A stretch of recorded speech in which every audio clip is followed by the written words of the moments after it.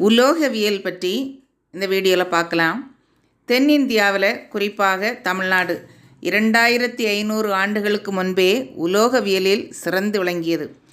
1800ஆம் ஆண்டிற்கு பிறகு நடத்தப்பட்ட அகழ்வாய்வுகள் மூலமாக இந்திய தீபகற்பத்தில் கிடைத்த கால்நடைகளுடன் தொடர்பான இரும்பு பொருட்கள், உலோக பொருட்கள், வெண்கல பாத்திரங்கள், ஆயுதங்கள் மற்றும் பாண்டங்கள் போன்ற மரபுசார் இரும்பு கைவினைப் பொருட்களின் வாயிலாக இரும்புசார் உலோகவியலில் தமிழ்நாடு உலக அளவில் நிபுணத்துவம் பெற்றிருந்தது தெரியவருகிறது.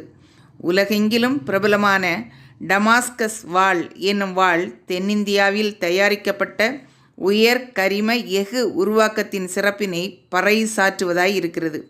குறிப்பாக கிரேக்கம், பெர்சியா மற்றும் ரோமானிய வரலாற்று குறிப்பில் இத்தகைய இரும்பு பொருட்கள் பற்றிய சிறப்பு குறிப்புகள் காணப்படுகின்றன. இக்குறிப்புகள் கிமு முதல் நூற்றாண்டிற்கும் முந்தையவை. தமிழ்நாட்டின் தெற்கு ஆற்காடு மாவட்டத்தில் உள்ள மேர் சிறுவலூரில் உள்ள உயரிய கரிமம் இரும்பு உற்பத்தி செய்ததற்கான ஆதாரங்கள் இருக்கின்றன. உலோக பொருட்கள் நுண்ணிய அளவிலும் தனித்துவமான உலோகங்களின் கலவை மற்றும் பண்புகளையும் கொண்டுள்ளன. உலோகவியலில் இரு உலோகங்களுக்கு இடைப்பட்ட உலோக இடையீட்டு சேர்மங்கள் நிலையை ஆங்கிலத்தில் பீட்டா என்று அழைக்கப்படுகிறது. ஆதிச்சநல்லூரில் கண்டெடுக்கப்பட்ட வெண்கல பொருட்கள் பீட்டா வெண்கலம் வகையை சார்ந்ததாகும். இந்த பீட்டா வெண்கலம் மிக அதிக வெப்பத்தில் செம்பு மற்றும் வெள்ளீயம் கொண்டு வார்க்கப்படுகிறது. இவற்றிலும் குறிப்பாக 23% வெள்ளீயம் சேர்த்து உருவாக்கப்படும் மிக உயரிய வகை பீட்டா வெண்கலம் மிகச்சிறந்த வலிமை கொண்டதாகும். ஆதிச்சநல்லூர் பாண்டங்களில் மிகவும் குறிப்பிடப்பட வேண்டிய பண்புகளான 1 மில்லிமீட்டருக்கும் குறைவான தடிமன் கொண்ட தன்மையினை இழைத்து இவைகள் உருவாக்கப்படுகின்றன. இப்படிப்பட்ட நுண்ணிய வார்ப்பு உயரிய வெள்ளிய வெண்கல பாண்டங்கள் உலகில் எங்குமே கிடைக்காதவை. தமிழர்கள் கலை உணர்வோடு வாழ்ந்தனர். தம் எண்ணங்களில் தோன்றும் அனைத்தையும் கலை நுணுக்கத்தோடு அமைத்தனர். கலை நுணுக்கத்தோடு பொருட்களை வடிவமைக்க உலோகங்களை பயன்படுத்தினர். உலோகங்களின் வகைகள் அதிகமாக இருக்கிறது. அதாவது உலோகங்களின் தனிம வரிசை அட்டவணையில் 118 தனிமங்களில் 91 தனிமங்கள் உலோகங்களாகும். உலோகங்களின் வகைகளை உயர் உலோகங்கள், அரிய உலோகங்கள், கலப்பு உலோகங்கள் ஆகிய 3 வகைகளில் பகுத்து கூறுகின்றனர். உயர் உலோகங்கள் என்பவை ஈரமான காற்றில் அரிமானம், ஆக்சிஜனேற்றம் ஆகியவற்றை எதிர்த்து நிற்கும் உலோகங்களை குறிக்கும். ரேடியம், பலேடியம், வெள்ளி, ஓசுமியம், இரிடியம், பிளாட்டினம், தங்கம், பாதரசம், இரேனியம், செப்பு ஆகியவை உயர் உலோகங்களாகும்.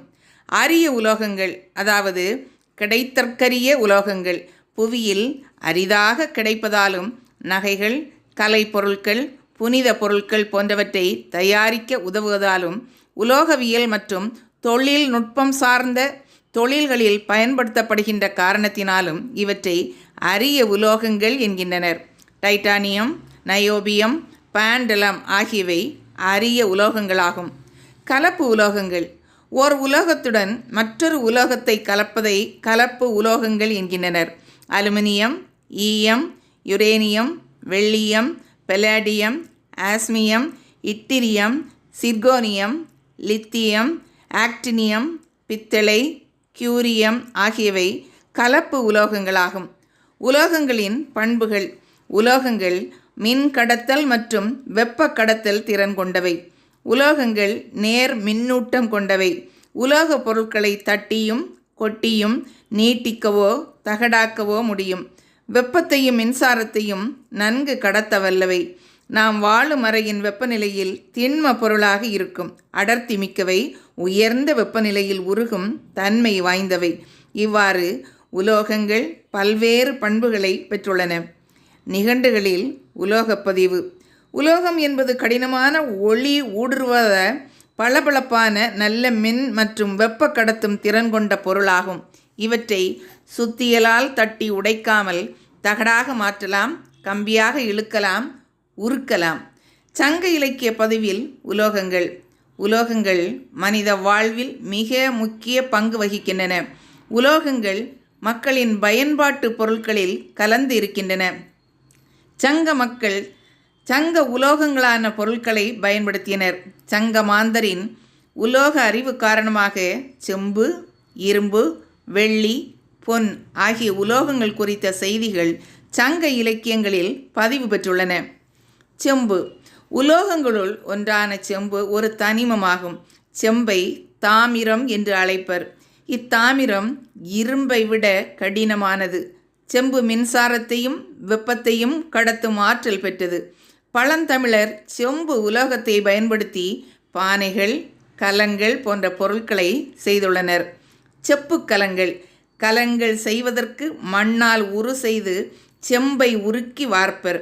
இதற்குரிய மண்ணை துறைகளில் இருந்து எடுத்து வந்தனர். இச்செய்தியை உருவினை கசாவா உலைவில் கம்மியன் பொரியரு பிணை கூட்டுந்துறை மணல் கொண்டு என்ற நற்றிணை 363வது பாடல் வரி மூலம் அறிய முடிகிறது.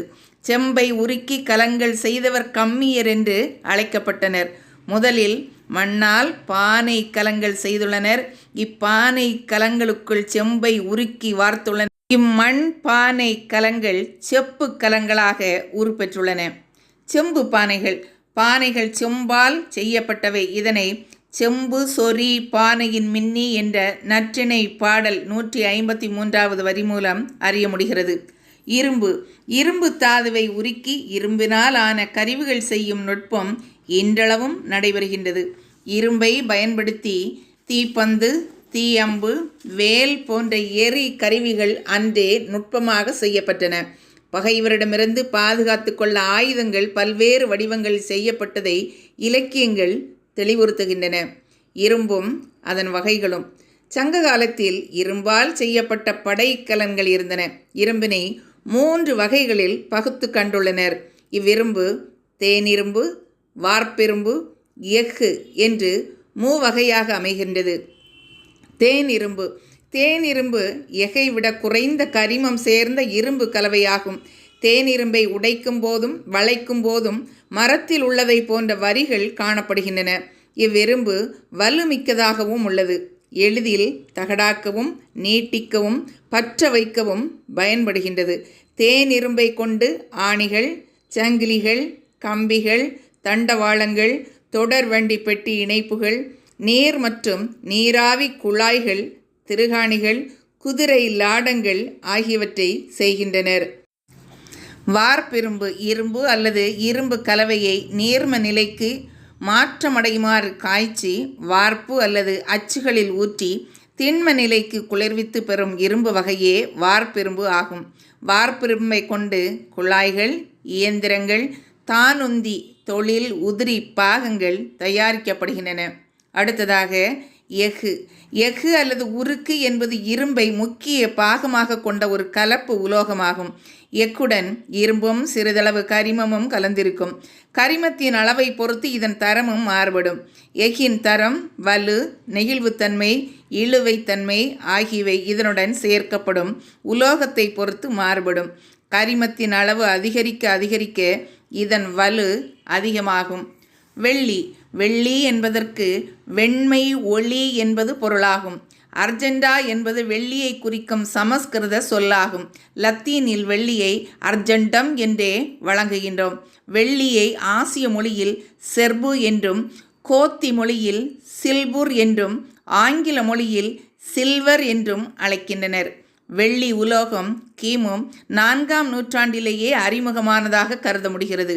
இந்தியா மீது படையெடுத்த போது அலெக்சாண்டரின் கிரேக்க படை வீரர்கள் வயிற்றுப்போக்கால் அவதிப்பட்டனர். ஆனால் படை தளபதியாரோ எவ்வித உடல் உபாதையும் இன்றி சுகமாக வாழ்ந்தார். வீரர்கள் தகர குவளையால் நீரை பருகினார்கள். படை தளபதியார் வெள்ளி குவளையால் நீரை பருகினார். வெள்ளி தகரத்தை காட்டிலும் உடல் நலம் பயக்கும் என்பதை அறிந்தனர். அசுத்த நீரில் உள்ள கிருமிகளை கொல்லும் மருத்துவ குணம் வெள்ளி உலோகத்திற்கு உண்டு என்பதையும் அறிந்தனர். அடுத்ததாக பொன். உலோகங்களின் அரசன் தங்கமாகும். தங்கம் மஞ்சள் நிறமுடையது.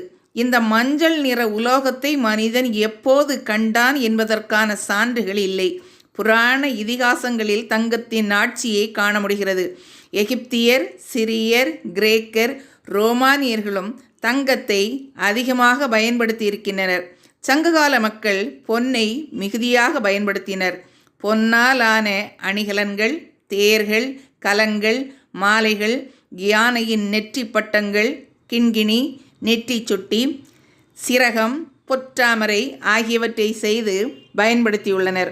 சங்ககால மக்கள் பொன் உலோகத்தை பயன்படுத்தினர். பொன்னை கொண்டு பல அணிகலன்களை செய்தனர். மன்னர்கள் பொன்னாலான தேர்களை பயன்படுத்தினர். மன்னர்கள் பொன்னை கொடையாக வழங்கினர். பொன்னை கொண்டு பல பொருட்களை செய்துள்ளனர். உலோகப் பொருட்களை பாதுகாக்கும் முறை.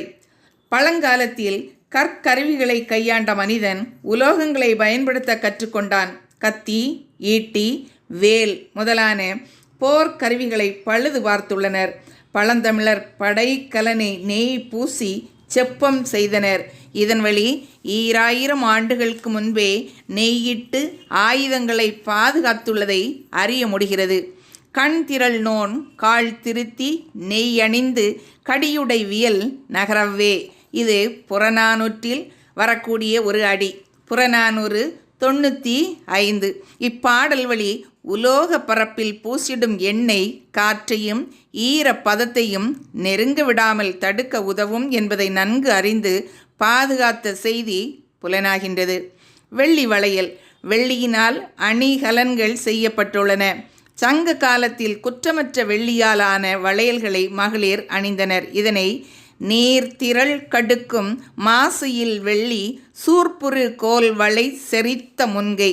அகநானூறு 142வது அடியில் இது வருகிறது. பரணர் இதனை பாடியுள்ளார். இதன் வழி கலவை ஏதுமின்றி மாசற்ற உலோகங்களால் பொருட்கள் செய்த தொழில் திறம் புலனாகின்றது. நெற்றி சுட்டி. நெற்றியில் அணியும் சுட்டியை மகர மீனின் வாய் வடிவில் உருவாக்கினர். அதனை உருள் கலன் என குறித்தனர். இதனை பொலம் பிறையுள் தாழ்ந்த புனை வினை உருள் கலன் என்று கலித்தொகை 81வது வரி குறிப்பிடுகிறது. பண்டைய தமிழர்கள் உலோகத்தை பயன்படுத்தி சிறப்பாக வாழ்ந்துள்ளனர் என்பதை சங்க இலக்கிய நூல்கள் எடுத்து எம்புகின்றன. இன்று வரை உலோகங்களை மக்கள் பயன்படுத்தி வருகின்றனர் என்பது நாம் அறிந்த உண்மை. இந்த பதிவு உங்களுக்கு பிடிச்சிருக்குன்னா லைக் பண்ணுங்கள், கமெண்ட் பண்ணுங்கள், ஷேர் பண்ணுங்கள். இது வரைக்கும் நம்ம சேனலை சப்ஸ்கிரைப் பண்ணாதவங்க சப்ஸ்கிரைப் பண்ணுங்கள். தேங்க்ஸ் ஃபார் வாட்சிங்.